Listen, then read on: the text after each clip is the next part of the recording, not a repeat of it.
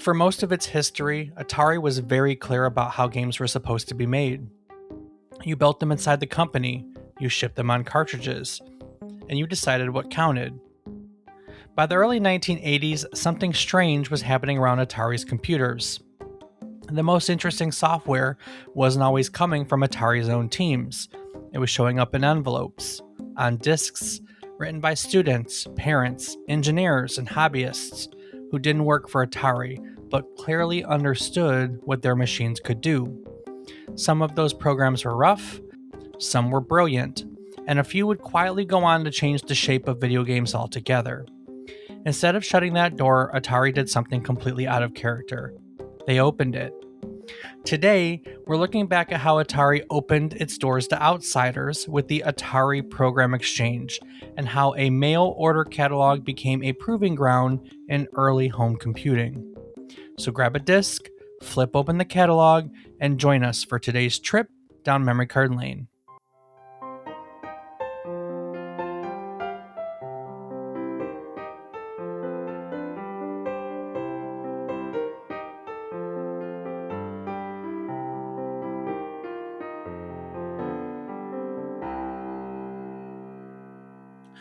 Good morning, good afternoon, and good evening. I hope these words find you well.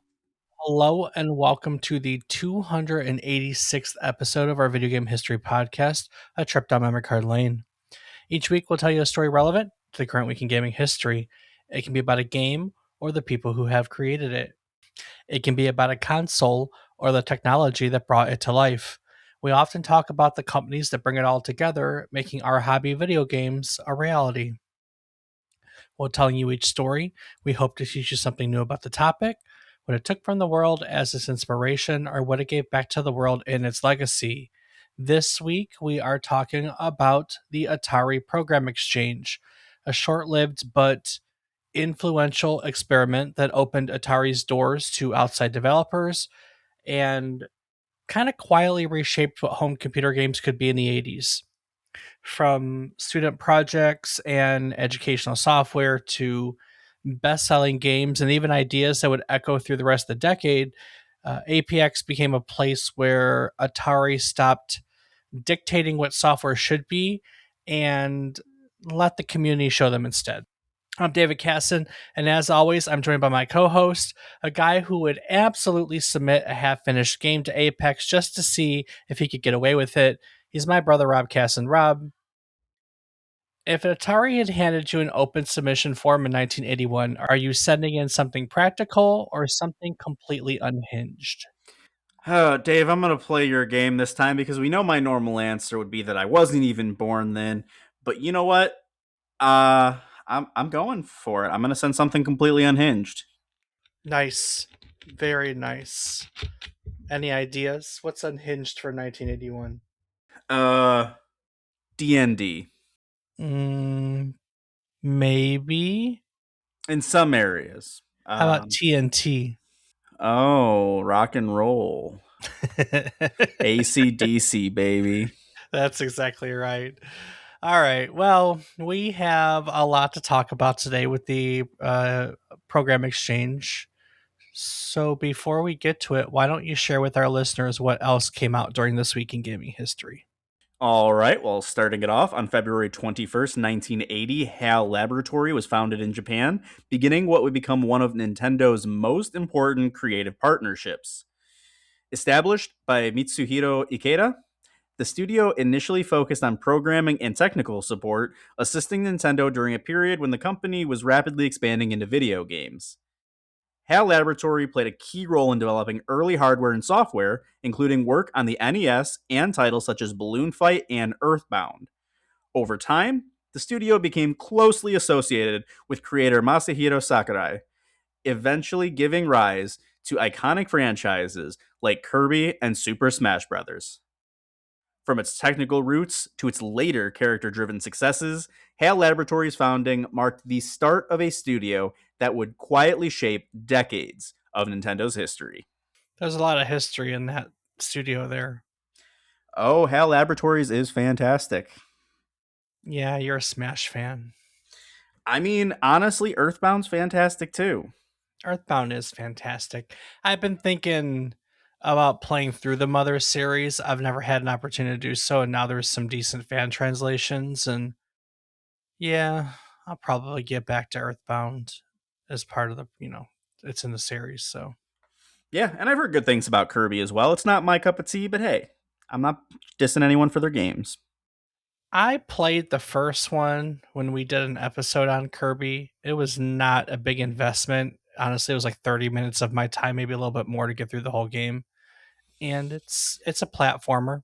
It's a platformer. I'm sure the later ones are better. So I mean, I don't know, Dave. I feel that in all of them, the main character just sucks. the main character definitely does just suck. Well played. All right, what else we got? On February 1987, oh, in February 1987, Contra was released to arcades in Japan, introducing players to one of the most intense and influential action games of the late 1980s. Developed and published by Konami, Contra put players in control of elite commandos Bill Reiser and Lance Bean as they fought through alien-infested battlefields using relentless run-and-gun combat. Known for its fast pace, precise controls, and brutal difficulty, the game emphasized reflexes and memorization while rewarding cooperative two-player play. Its distinctive visual style, iconic soundtrack, and unwavering challenge helped it stand out in crowded arcades and laid the foundation for a franchise synonymous with hardcore action. Contra's success cemented its place as a defining title of the arcade era and a benchmark for side scrolling shooters that followed. We still And it was the haven't reason really. for the Konami code. That's what I was gonna say. We haven't actually done a Contra episode. I don't think we just talked about it during the Konami Code episode. Yeah, that's correct. I need to go back and add a Contra episode in there somewhere for sure. Well, that'll be 2028. That or later. Fair enough. What else we got? Next up, on February 21st, 1993, Star Fox was released in Japan for the Super Famicom, showcasing a major technological leap for console gaming. Developed by Nintendo in collaboration with Argonaut Games, the game made use of the Super FX chip to deliver real-time 3D polygonal graphics on 16-bit hardware. Players took control of Fox McCloud and his team as they piloted R-Wings through branching, on-rails missions to defend the Lilat system from Andros. While its frame rate and visuals were primitive by modern standards, Star Fox was groundbreaking at the time, demonstrating the future potential of 3D graphics on home consoles. Its success helped establish Fox McCloud as a Nintendo mainstay and marked an early milestone in the transition from 2D to 3D game design. The FX chip was very unique, right? That was a unique period of time when the industry was outgrowing the hardware, and in order to catch up with it, in a lot of ways, they literally put what's essentially a coprocessor in the cartridge itself. It did all of the heavy lifting, and the Super NES people in the industry were literally just joking that it was a shell, to house the Super FX chip. The PlayStation ran at 3 megahertz, and the Super FX chip, the last version, ran at 21. Oh, damn. So, yeah, the first Star Fox, the megahertz was 10. There was a 21 megahertz chip, but they had it pared down. But by the last generation of Super FX, they were letting it run at full speed, so it was 21 megahertz. So several times faster. But the thing of it is the mid 90s is when CD-ROM was taking over, and as we talked about recently, 3D graphics were taking over, and it was only a couple years before the consoles themselves could handle the 3D, and it wasn't necessary to put them on cartridges anymore. Yeah, that's fair. Next up, on February 19th, 1994, Wario's Woods was released in Japan for the Super Famicom, marking Wario's first starring role in a puzzle-focused title. Developed by Nintendo, the game blended falling object puzzle mechanics with light platforming elements, tasking players with helping Toad clear monsters by arranging bombs of matching colors. Unlike many puzzle games of the era, Wario's Woods featured an active antagonist in Wario himself, who interfered with play by dropping new enemies into the battlefield. Its faster pace and added complexity made it more demanding than contemporaries like Dr. Mario, setting it apart within Nintendo's puzzle lineup. While it didn't achieve the same popularity as Wario's later platforming adventures, Wario's Woods remains a distinctive early example of Nintendo experimenting with character driven puzzle design. Can't go wrong with the puzzle games of the mid 90s, Dr. Mario and Wario Woods. They're fun games. I'll take your word for it, Dave. I never played them, but I probably would enjoy them being puzzle games. Probably would. Indeed. And last up for this week in gaming history, it was on February 15th, 2007, that Myst Online Uru Live officially relaunched, bringing Cyan World's ambitious online player experiment back to life after its earlier shutdown. Developed by Cyan Worlds, Uru Live expanded the Myst universe into a shared online space where players explored the Dini civilization together, solving environmental puzzles and uncovering storylines collaboratively rather than competitively. Unlike traditional MMOs, the game emphasized atmosphere, exploration, and community driven discovery, staying true to Myst's slow, contemplative design philosophy. Though its unconventional structures limited its mainstream appeal, the relaunch marked an important moment for fan supported online worlds and experimental MMO design. We actually explored Myst Online Uru Live and its unusual journey in depth back in episode 181 of the podcast. So if you want to learn more, go on over there. Yeah, go on over there and check it out. Learn all about when Myst went online. And actually, it's still playable today. We talked about that as part of the episode, too. And if you don't want to go there, stay here, listen to today's episode. And Dave, let's take it away with today's topic. No, definitely go there. 1981 it wasn't a year when video games just got bigger. It was a year when the rules of video games, some of which we abide by today, were still being written. In arcades, genres weren't just existing, they were being defined, they were being invented. Pac-Man didn't just succeed, it established the maze game as a genre all of its own. Donkey Kong gave platform games its own language, complete with characters and obstacles and a sense of progression. And when Scramble arrived as the first side-scrolling shooter, it proved that the screen itself didn't have to stay still, that movement, momentum, and continuous space could be a part of the challenge that the game had to offer. And at the same time, something equally important was happening away from the arcades. On home computers, games were stretching beyond this idea of a single score, beyond the idea of games that existed on a single screen. There were titles like Ultima and Wizardry, Proving Grounds of the Mad Overlord. They were already showing players that a game could be expansive with a persistent world, something deeply personal, worlds you lived in, not just reacted to. Computers weren't just another place to recreate the arcade experiences. They were starting to have their own identity. They were starting to invite something else. By 1981, they were no longer just curiosities for hobbyists willing to type in pages of code from a magazine. These were machines that people bought with intention, right? Intentions to play games on them or intention to learn with educational titles on them. Maybe explore ideas with dictionaries or encyclopedias. They bought these computers with the intention to make things of their own. And that pull between these tightly defined arcade games and these open-ended computer experiences kind of sat right at the center of 1981. On systems like the Apple II, games were growing longer, stranger, more personal, asking players for time commitments rather than quick reflexes.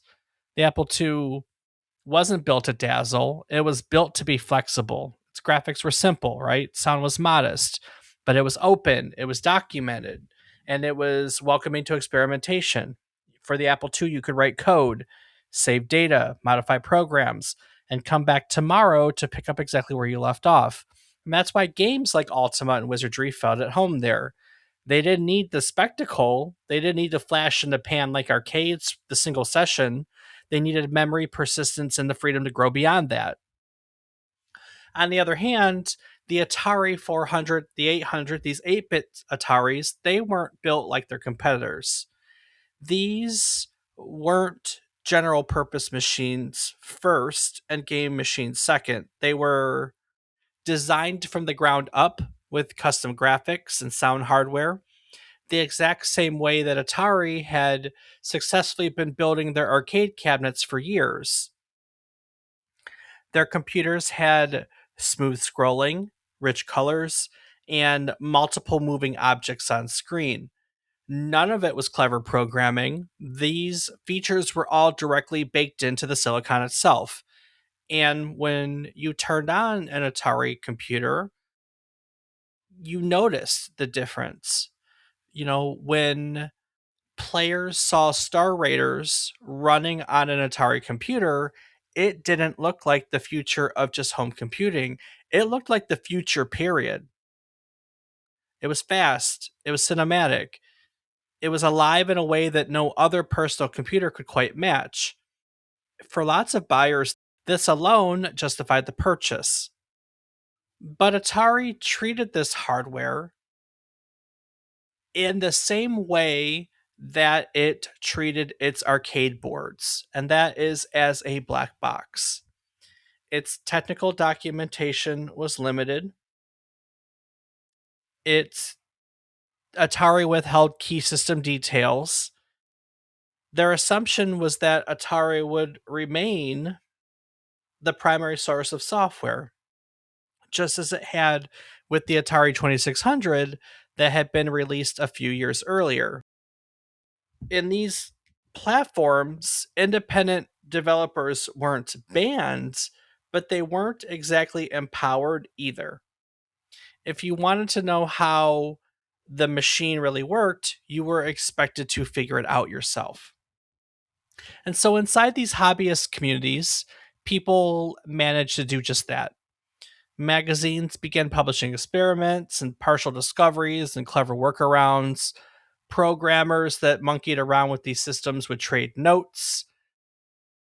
Rumors would spread about what the hardware could really do.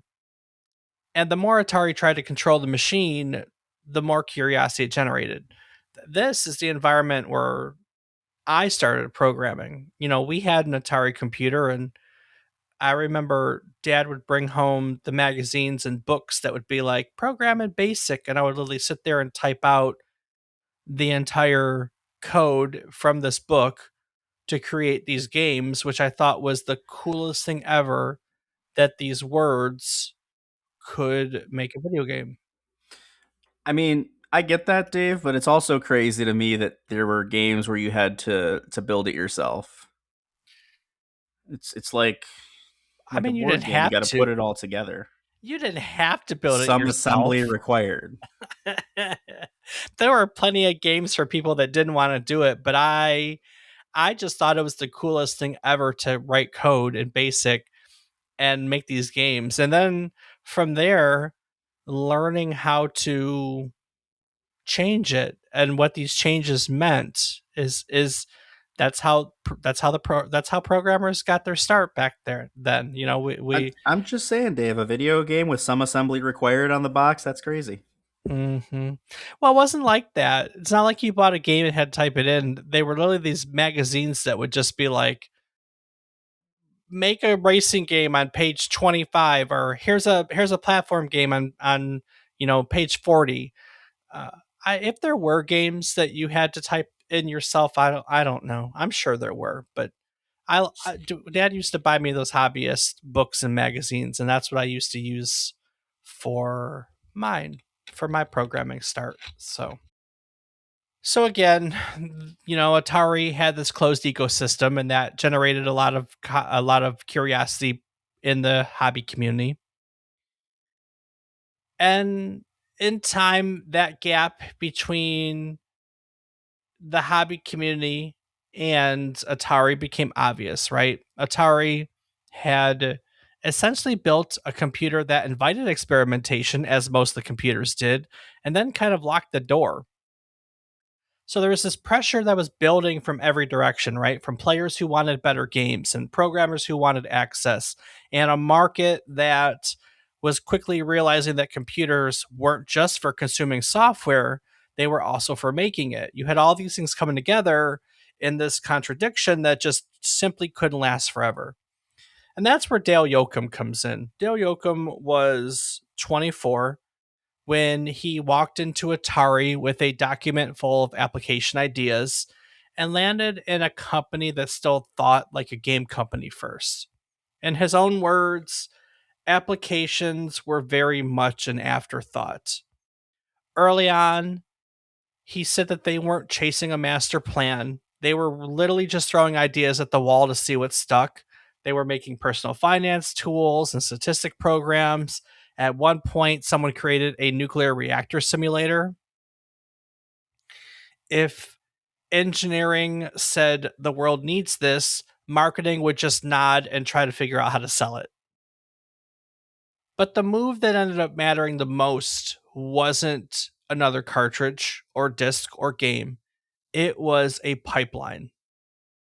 Yocum realized that Atari didn't just need more software, it needed a way to let software exist without going through Atari's usual gates. No gatekeeping. What he pitched became the Atari Program Exchange, APX, which is a low barrier system built on a simple rule. If it runs and does what you say it does, we'll publish it. Not someday, not after a massive approval cycle. We'll just put it in the catalog and see what happens. APX wasn't sleek or automated, it was scrappy by necessity. Programs were duplicated on demand, discs were copied in house, cassettes were recorded in real time. The manuals submitted were cleaned up just enough to be usable. Yocum said in an interview that early on, they didn't even bother tracking their profits. When checks would come into the office, someone would literally put them in a shoebox until someone remembered to take them to the bank. I mean, you must have been doing all right for that to be the case. What the heck? Well, you got to think this is Atari in 1981, right? This is such a small part of the business. This is like the guy who gets stuck in the desk in the janitor's closet in the basement kind of project, right? They're making money hand over foot with their consoles and this and that, and this guy suggests this, and realistically, it it was a flash in the pan, right? I mean, it did some important things that we're going to talk about, but in the scheme of things, they weren't concerned with what money was coming in and out here. This was literally just a mechanism to sell more computers in a lot of ways because who wants to buy a computer that you don't have software for, you know? I mean, I guess, but still, that's just kind of mind boggling to me. Yoakum has said that the goal wasn't margin, it was momentum. And Atari could pull this off because they had something that no other publisher had, which is their massive audience. People actually mailed in their registration cards. So Atari knew who owned their computers, and APX could speak directly to them. Every few months, a catalog showed up in Atari owners' homes, packed with strange, clever, half polished ideas written by hobbyists, students, and even Atari's own engineers who did these projects after hours. And so suddenly, the Atari 8-bit computers didn't just have software, they had a community that were feeding the platform. Not because Atari dictated what the machine could be, but because they finally stepped aside long enough to let people show them what they wanted to do with it. At first, APX was about access. But it really didn't stay quiet for long. Once Atari realized how much software was flowing in and how much attention it was generating, they began to formalize an idea, right? The idea of APX. And so what started as a scrappy catalog would become a stage. In late 81, Atari rolled out a way to put a spotlight on all these people building software for the program, and they called it the Atari Star program. Every quarter, programs that were accepted into APX were also automatically entered into a competition. There were categories that covered entertainment and education, home management, system software, and the winners would receive cash prizes, Atari hardware, and probably more important than any of that, visibility. And then there was the big one, the Atari Star Award, an annual grand prize of $25,000 in cash In the 1980s. in the early 1980s. That God damn. was an absolutely life changing amount of money. I mean, even still, it would be, but for the time, like if you consider inflation, holy fuck. Yeah. Atari advertised the Atari Star Award, the APX program, aggressively in computer magazines, framing it as a direct invitation, right? If you've got an idea, Atari wants it. So they positioned APX as not as a backdoor, not as a curiosity. Rather, they marketed it as a legitimate path into the industry, one where a single submission could turn a bedroom programmer into a household name. And that recognition mattered at the time, right? These guys wanted to become rock stars. We've talked about how programmers really struggled with Atari at the time because they didn't get credit for their software. But elsewhere and through word of mouth, names were popping up. People were starting to put together quality with names, and so people wanted the notoriety. Atari didn't just send checks, right? They sent trophies, they held award ceremonies, they turned the Atari Star winners into examples, proof that this platform they were building rewarded creativity, not just technical mastery. In a sense, APX wasn't just about publishing software at that point, it was literally manufacturing ambition. And the first example that Atari pointed to wasn't some flashy arcade style game. It was a game called My First Alphabet. Written, What? That's an interesting title. I'm assuming this was a children's game, right? it was indeed, yes.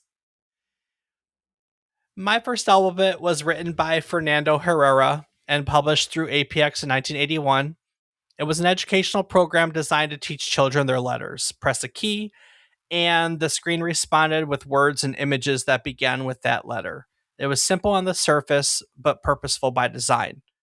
And in this case, the story behind it matters just as much as the game itself. Herrera didn't write My First Alphabet to chase a prize or to break into the industry. He wrote it for his son, who had been born with severe cataracts. And his son was basically blind, pronounced blind by medical specialists. So Herrera refused to accept that limitation. And as part of that refusal, he created a program to help his son learn the alphabet visually and interactively. With the program over time, his son made rapid progress, and that program grew into something that could help other families too. This was, in a lot of ways, the exact kind of story that Atari wanted the Atari Star program to spotlight.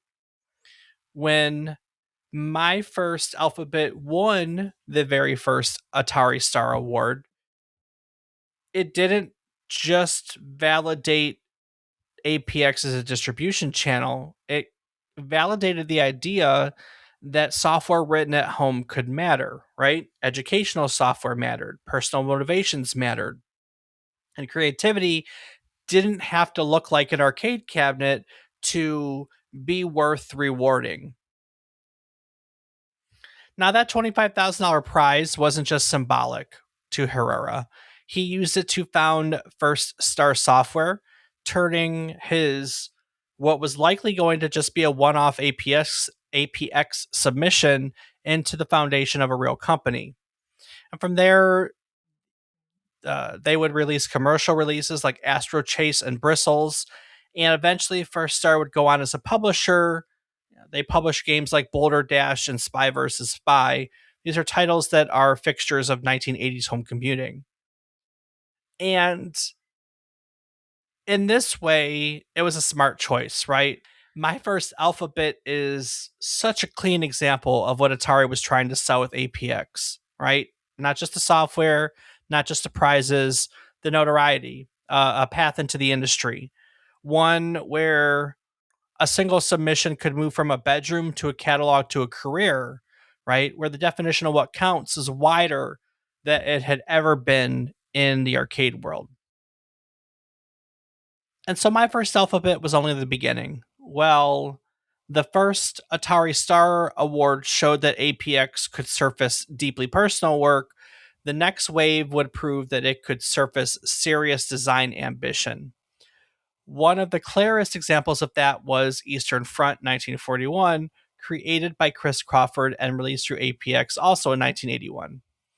On paper, it sounds like the least obvious success story imaginable, right? A World War II war game simulating the German invasion of the Soviet Union, one that tracks supply lines, terrain, weather, morale, and fatigue. This wasn't an arcade experience, right? It's a strategy game. It wasn't designed for quick sessions, as we know strategy games are not. Yeah, no, they are definitely not.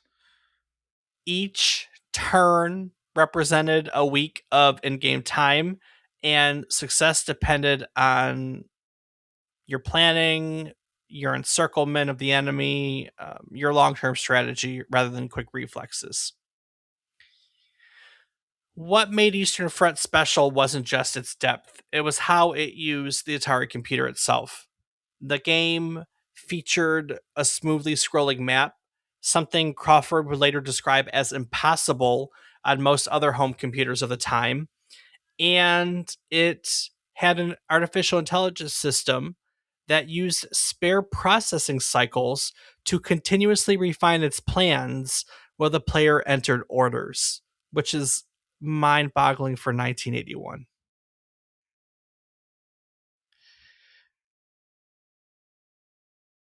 Contemporary reviews didn't just praise it as a good war game, they praised it as a technical demonstration of what the Atari 8-bit machines could do. The response to Eastern Front was immediate. It became one of APX's best-selling titles, moving more than 60,000 copies and earning Crawford roughly $40,000 in royalties. God damn. Right? Right? So there was a way to have success even when you weren't the Atari Star winner. Because $40,000, we were just talking up 25,000 1981, 40,000 1981. Yeah, that's a pretty penny. Yeah, that I mean, hey, I wonder though if you could with the 25,000 also earn the royalties, or if they own the Yeah, game. yeah, Oh yeah. shit. I think you got royalties. The two things didn't coexist. The Atari Star program was separate from what you earned on the game, if I remember correctly, reading the Oh, terms and that conditions. So that's even better. I mean, damn, you could really make a killing if you made a great game then. Eastern Front was named Creative Computing Magazine's Game of the Year and was later pulled into Atari's official product line, eventually becoming released on a cartridge as a first party Atari title. APX even sold the game's assembly language source code as a separate product.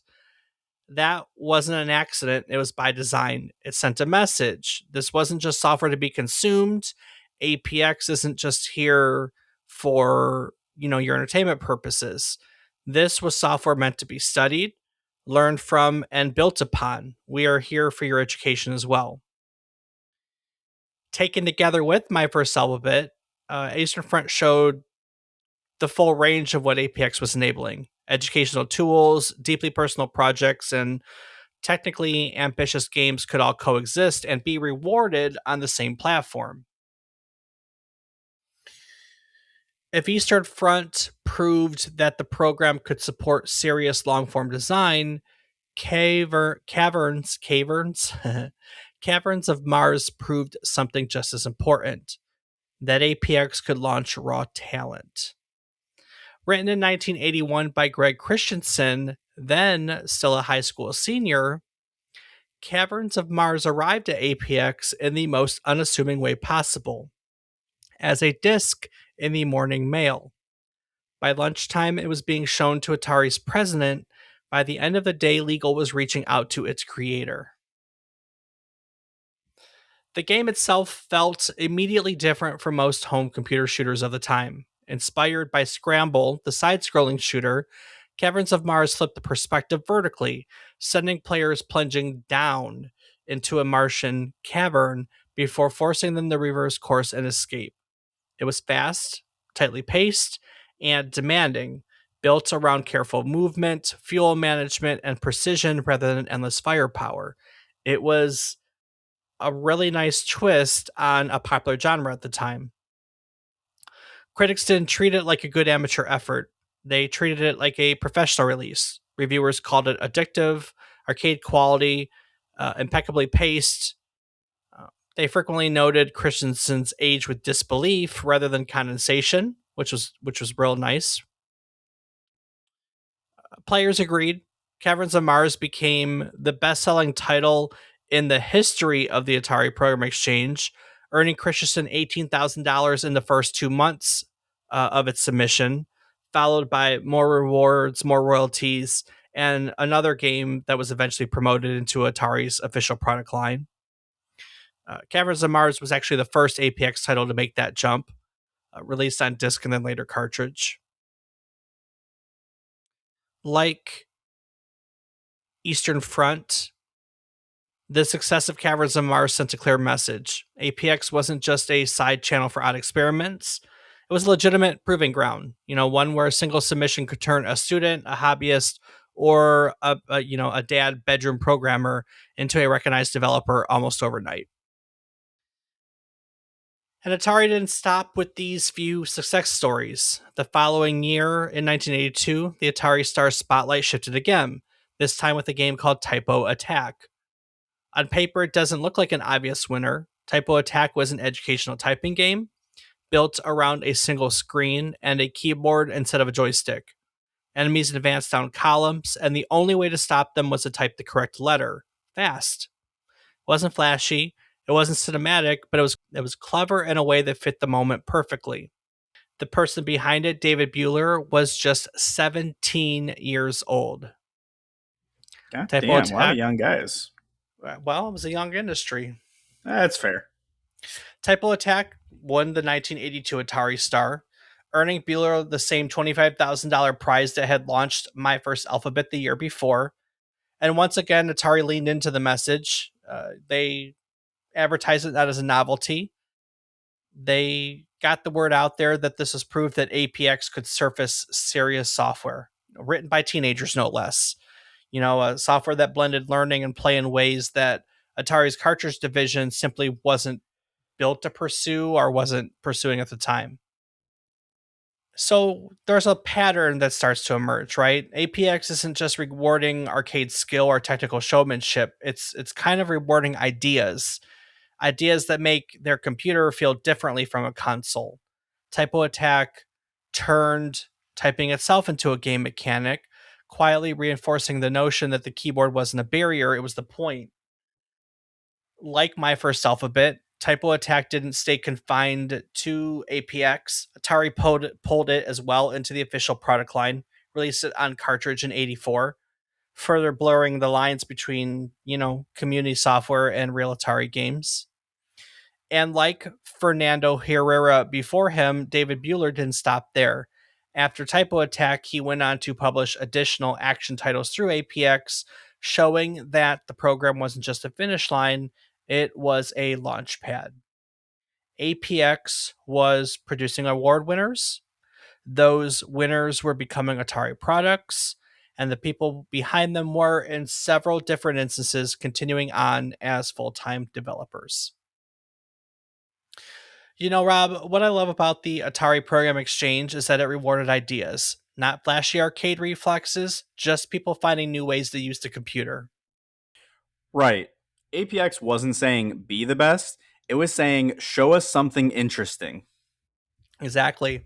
And that's honestly what creating a podcast feels like today when you've got the right tools. And that's why we use Zencaster. It's an all in one podcasting platform that makes turning ideas into finished episodes incredibly easy. So I don't need to be a tech wizard just to get something out there? Not at all.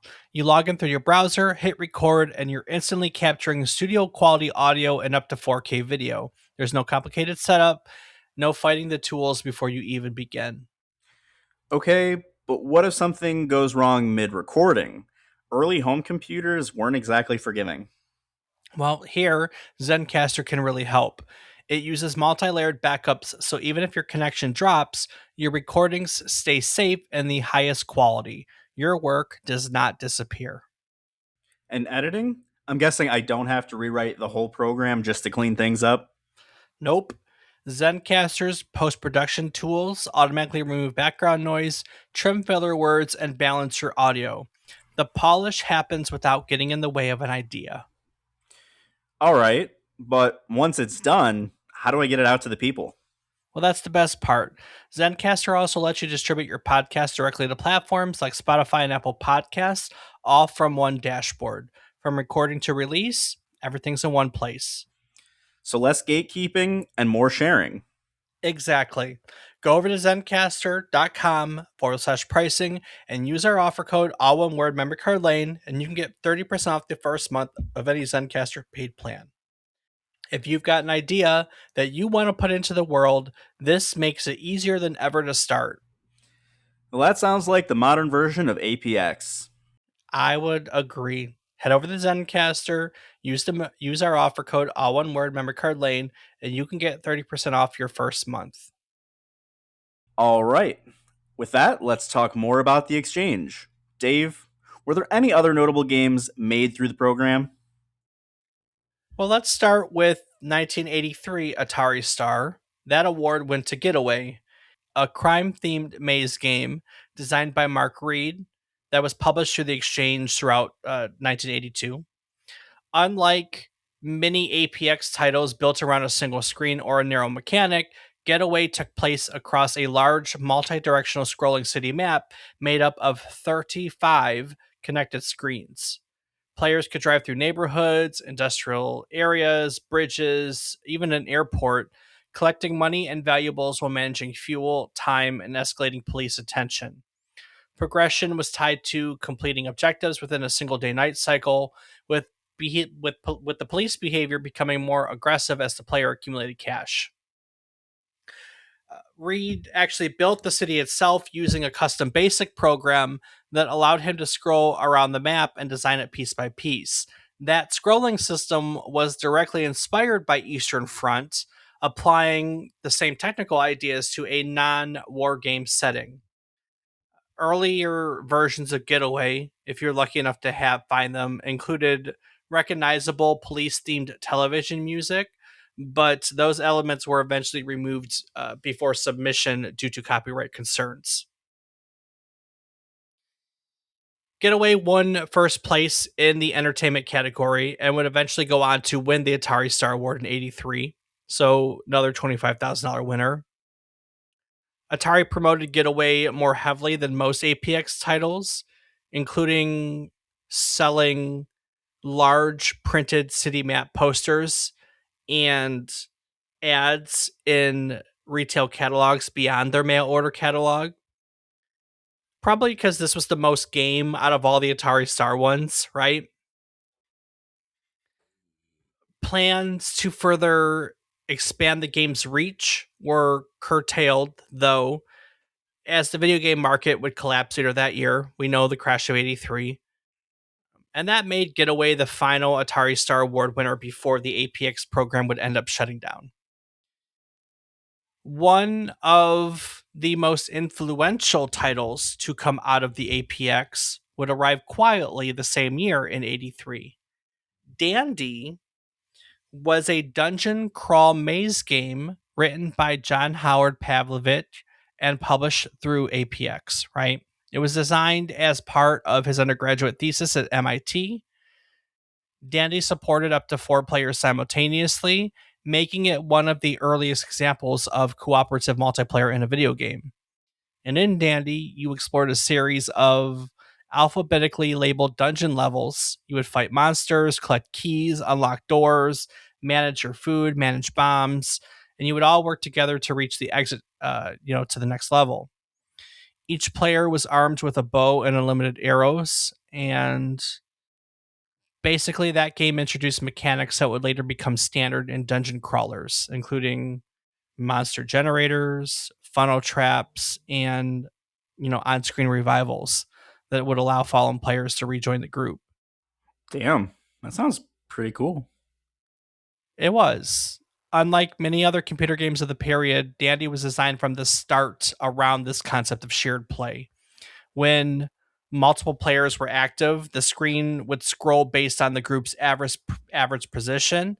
That would force cooperation and coordination rather than allowing one player to run ahead. And the game also included a built in editor that would let players create and share their own dungeon layouts.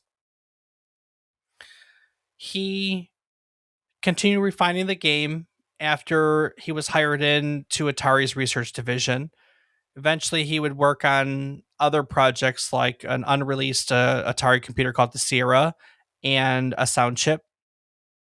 Dandy, for its part, was released on disc and cassette through APX, and it was later republished by Antic Software as Dandy Dungeon after the APX program shut down.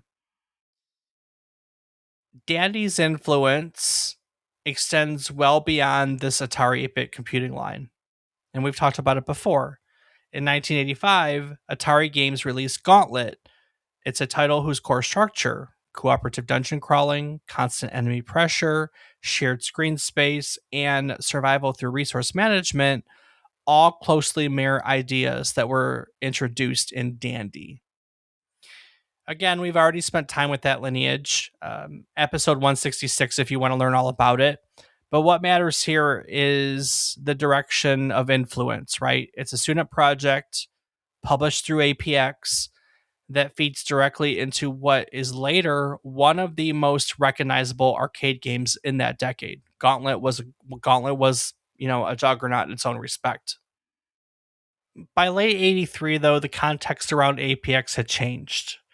The program had proven that it could surface talent, right? It had produced bestsellers and award winners, Game of the Year for creative computing. It produced ideas, Dandy, ideas that would echo far beyond the Atari 8-bit line. But you have to remember that now it's a division that's operating inside a company that is in the middle of a fundamental industry collapse. The video game market crash didn't just hurt Atari's console business, it forced the company to reassess everything that didn't look like a core scalable operation, right? So here we have mail order fulfillment and small batch duplication. You have royalties that are being paid out to hundreds of individual developers. Those were strengths in the beginning when the company was expanding and you could just throw checks in a shoebox. Those are liabilities when the industry is crashing and the company has to shrink to survive. Well, maybe they just needed to remember to go turn in those paychecks. Yeah, that's a valid point. Very valid point. Atari would eventually find itself under new leadership, and under new leadership, it began pulling back some of these other initiatives. The mail order side of the Atari Program Exchange was discontinued. It was still accepting submissions, they were reviewed, but it was then taking the strongest titles and folding them into Atari's main catalog. So that idea of APX as this broad community driven marketplace just kind of quietly came to an end. There wasn't a dramatic announcement. There wasn't a final catalog that was framed as a farewell. APX just simply stopped being a place where experimentation lived. By 1984, it was gone. What remains is the story, right? The games, the developers, all existing as proof that for a brief moment, one of the biggest companies in the industry opened its doors and let outsiders shape its future. Before we wrap this one up, it's worth saying this out loud. This isn't obviously the first time that Atari has crossed our path on Memory Card Lane. If the story of Dandy again sounds familiar, it's because we've already followed its arcade descendant. That's episode, again, 166, where we traced how Gauntlet took the cooperative dungeon crawl idea that started on home computers and turned it into one of the most recognizable arcade experience of the 1980s. And if the end of APX feels tied to larger forces inside Atari, we've explored that too. Back in episode 67, we talked about E.T., the extraterrestrial, a game that's become shorthand for the pressures, missteps, and impossible expectations placed on Atari as the market started to crack and eventually crash. We also dug into some of Atari's stranger side projects. In episode 127, we looked at Sword Quest, which showed just how far the company is willing to blur the line between games, contests, and marketing stunts during its peak years. That's the Pimp Chalice one, Rob. Oh yeah, definitely remember the Pimp Chalice. Love us a Pimp Cup. All of those episodes and a growing archive of all the other stories we've told so far are, of course, found up on memorycardlane.com, where you can browse by episode number, topic, or platform and keep exploring how all these moments fit into the bigger picture of gaming history. Rob, what else can people find on our website? Well, if you go to our website, you can find a calendar of our future episode topics Noah will be talking about in our coming weeks. You can find a link to our Discord where you can come chat with Dave and I about who knows, you never know. You can find a link to our Patreon where you can get access to ad-free and unedited versions of all our episodes. So you can hear all of the mistakes that Dave and I make behind the scenes that you don't get to hear if you're not subscribed. You can also find links to our social media where I am on several platforms as Rob_O_Raptor and Dave. I can be found on various platforms as David is Wrong. Each week, we'll tell you one story relevant to the current week in gaming history. It can be about a game, a person, a technology, a console. We've even covered a few places as well. While telling you each story, we hope to teach you something new about the topic, what it took from the world as its inspiration, or what it gave back to the world in its legacy. When we sit down to research new topics each week, we get excited, right? When we find out new things to share with you. It's this fantastic cycle of teaching and learning, learning and teaching, and in celebration of said cycle, we like to talk about our takeaways each week. So, Rob, what did you learn today? Well, for me, Dave, I think it's the entirety of the program. I guess I never really thought about it being a thing. It's not something we hear about today, where you can send your code to a big manufacturer, Sony, Xbox, Nintendo, and they're just like, "Yeah, let's put this out," and like it gets published in a magazine so other people can do it, or it gets put out as an actual game. It's one of those things that's we have indie developers. Don't get me wrong; people can develop their own games now, but it's not the same. Like it's not console that I'm aware of. I don't know that you can do that for many consoles unless you can actually start a studio and get it published by them. I know PC is a whole different story, and you can make whatever you want that's out there. But it's just crazy to me that in 1981 that this was a thing, and that honestly people were making really good money off of it. Really good money off of it. So it's just the whole thing is really interesting. I this is completely new to me, and I think it's just overall a really cool thing. So what about yourself? What did you learn? Since I'm sure you had some knowledge about this being alive ish, Nice. Very nice. I was not, thank you. Um, ish. ish. Me and the APX probably coexisted for like less than 6 months. Hey, that's 6 months more than I got. True statement. You know, I hear what you're saying, where you don't see, like, you understand there's indie developers, but you don't see a community driven, you know, system the same way that this might be. And I see it a little differently because there is a community, a system that exists. Maybe not as much now, but do you remember the early time of Xbox Live or WiiWare when we were getting all that, I guess what we call shovelware in those platforms, right? What was that? No. What was that little Xbox Live? Was it indie? Xbox Live had this weird marketplace for literally these type of games in the 360 era that I can't remember for the life of me what it was called. But this is literally what it was games you could pay. I think it was $100 for a dev kit or a license or something like that. Publish these, these games, and so you were getting these libraries of all these literally trash and shovelware on Xbox and all these.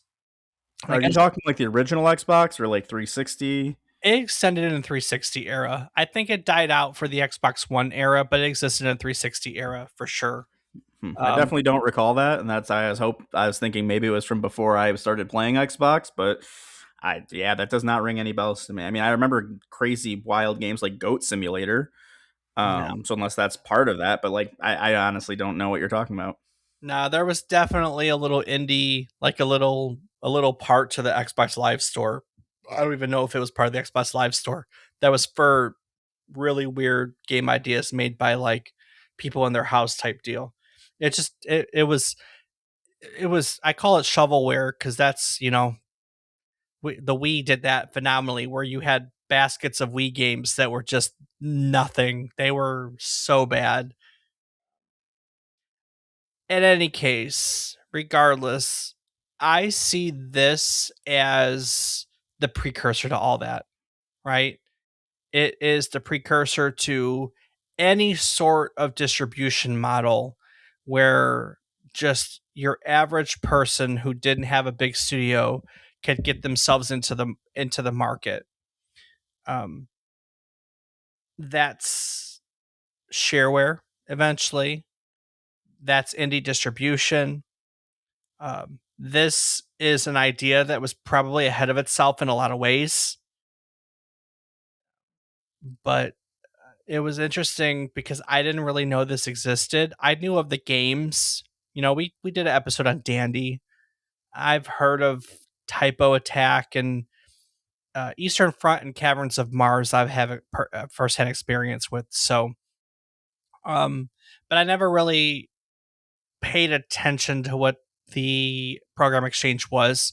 So it was just interesting finding out that it was literally like a community, give us your ideas and we'll publish it. They were literally like just it was on demand. They were literally just, when someone ordered a game, they would duplicate it on demand, print the manual on a printer, put it in a envelope and send it out type deal. It's really fascinating that it existed. So, all right, Rob. Well, before I take it out of here and into next week, is there anything you'd like to add to today's episode? I will just take one quick moment to say thank you so much to all of our listeners.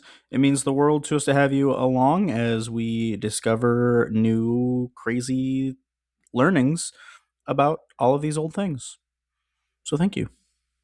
Yes. Thank you. Thank you. Thank you. Thank you. Thank you. By the time the product, by the time the Atari Program Exchange quietly disappeared, it had already done its work. For a few brief years, APX showed what happens when a major company loosens its grip and lets people experiment in public. Not as contractors, not as licensed partners, but just as creators with ideas worth trying. That's a concept that is firsthand nowadays, but it wasn't in the 80s.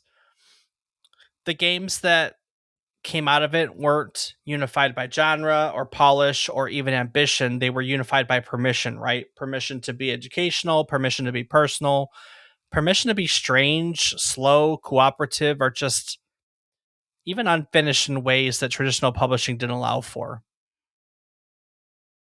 And that matters because once you see that a high school student, a parent, a college thesis, or a hobbyist, once you see their disc in the mail, that can turn into a bestseller, a career, or even the blueprint for future arcade hits, you can't unsee it, right? APX didn't fail because the idea was wrong. They failed because the industry around it collapsed. And like I just said, that model didn't disappear. I think it just moved.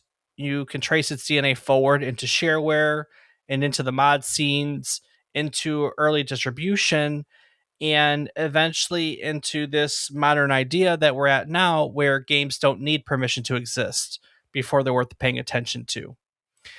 For a short moment in the early 80s, Atari created this space where ideas could surface before they were justified.